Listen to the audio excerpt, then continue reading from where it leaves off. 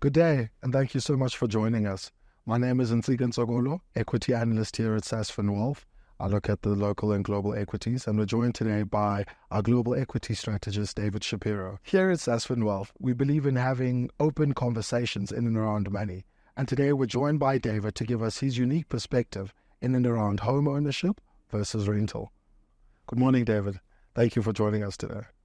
I don't know why they ever gave me that title, but I live with it. You never live up to it.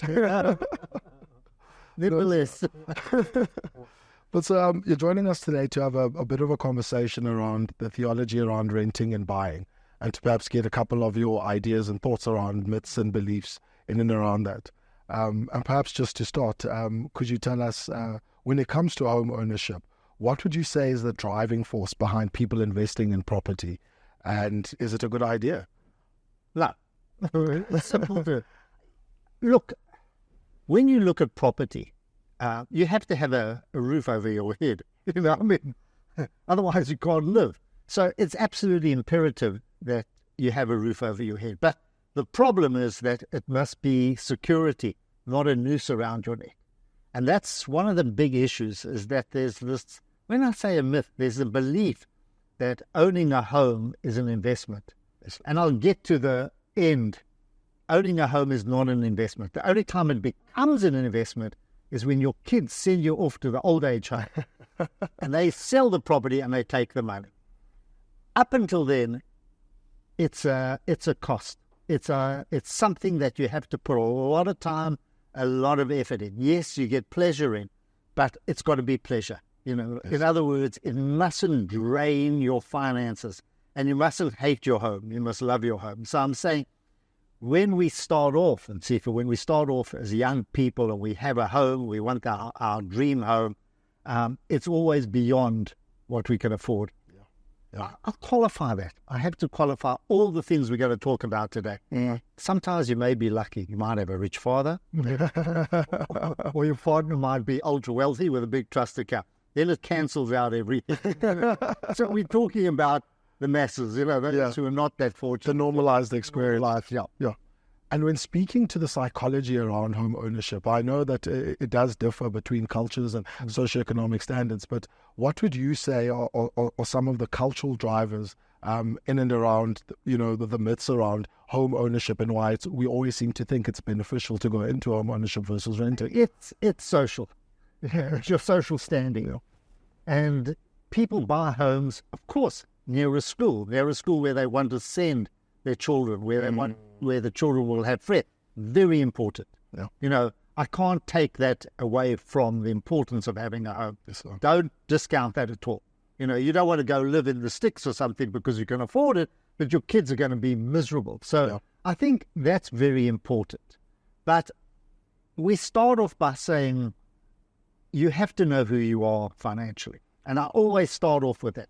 You know, don't kid yourself. Don't kid yourself. Know what you earn, know what your wife may earn, and how that's going to match up against the other people in the neighborhood. Yeah. Because you're going to be influenced by what they do, and it's going to also mess up, you know, not your social standing, but it's going to upset you. You know, if you start to see them building a pool or buying new cars and all of that, it does impact on you.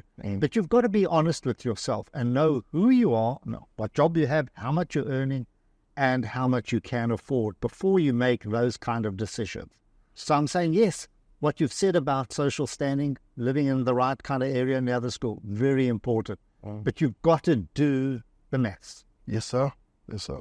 And I think, you know, specifically in the kind of socioeconomic environment we're in now, with extremely high rates and, you know, for lack of a better phrase, you know, keeping up with the Joneses being a very big part of society and normalizing our experiences, one should be very cognizant of actual affordability and what it comes back to on your own income statement at home. Because you buy the house.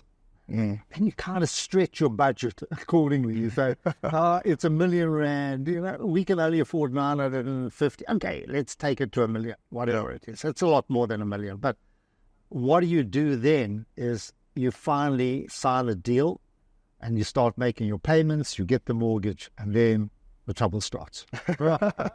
Why does the trouble start? Because the 3 Gs, the garden, and the gutters, all of those things start to give in.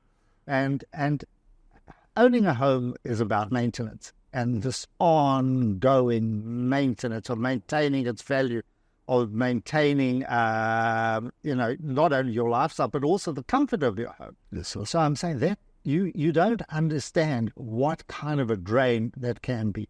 Yeah. That can be on you.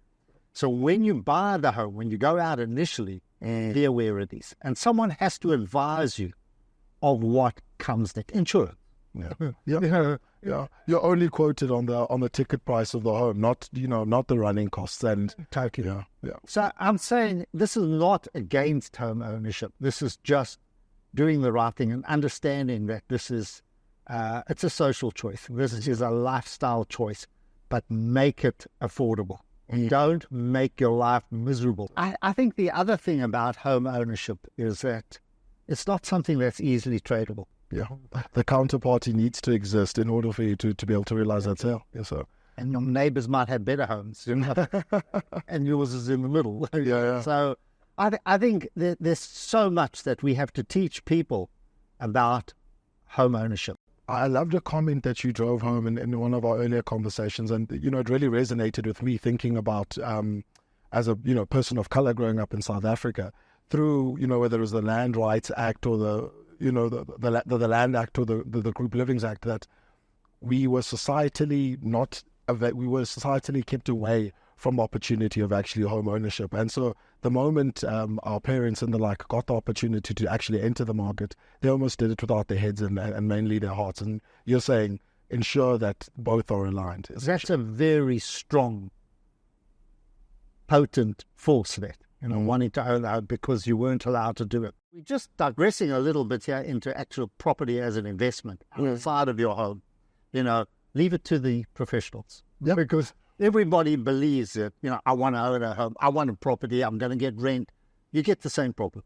Yeah. If you become a landlord and it's midnight or something and your phone goes and it's your tenant and saying, what must I do? The geysers burst. You become the repairman overnight. Yeah. So I say there are a lot of issues around actually owning property. Yeah. And there is this, I don't want to say it's an infatuation, it's almost this attraction in wanting to be a landlord. So you can walk around and say, that home is mine. I have a footing. Yeah.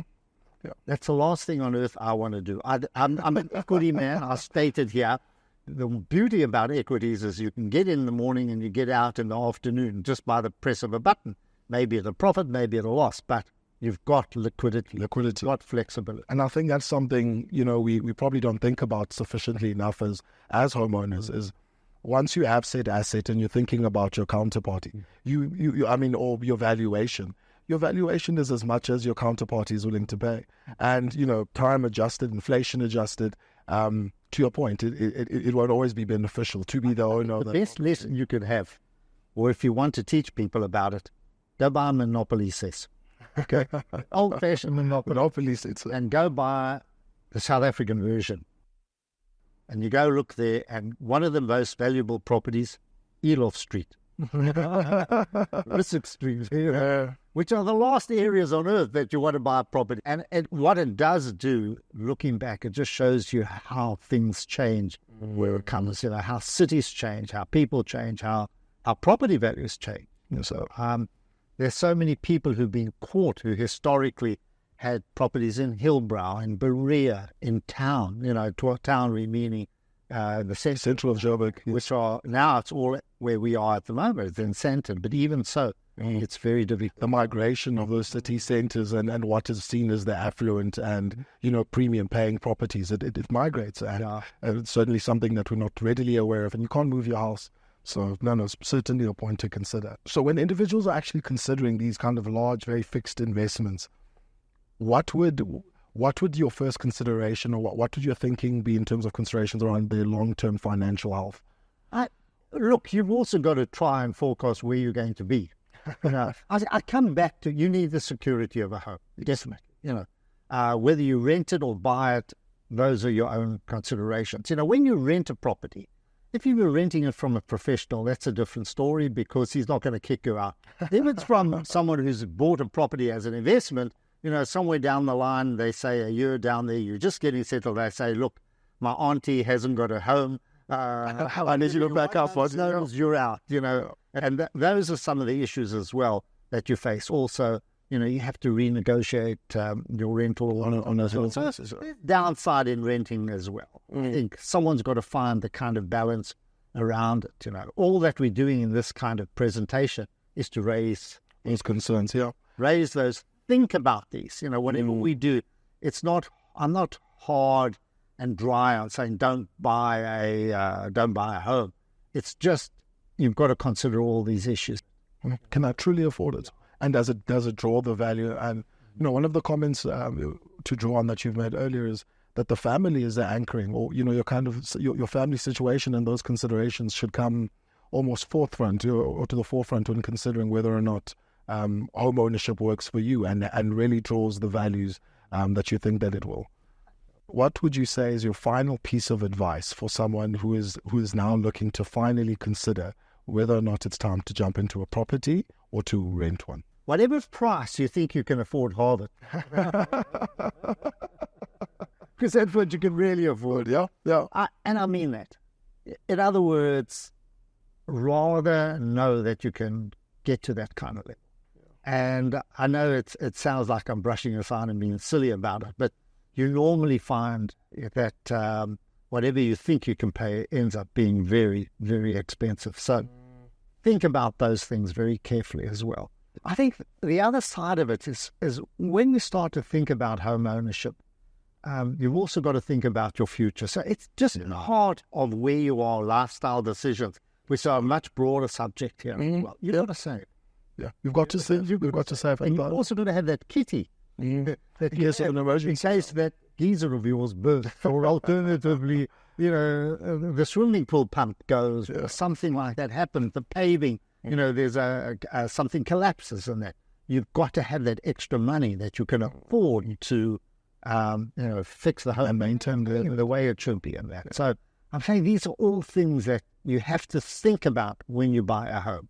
I don't want to put people off it, but I mean, just do the proper budgeting. And you're going to have to send. Then what happens once you have a home? The children come. Then you have a whole new issue. A whole litany of issues, mind you. School.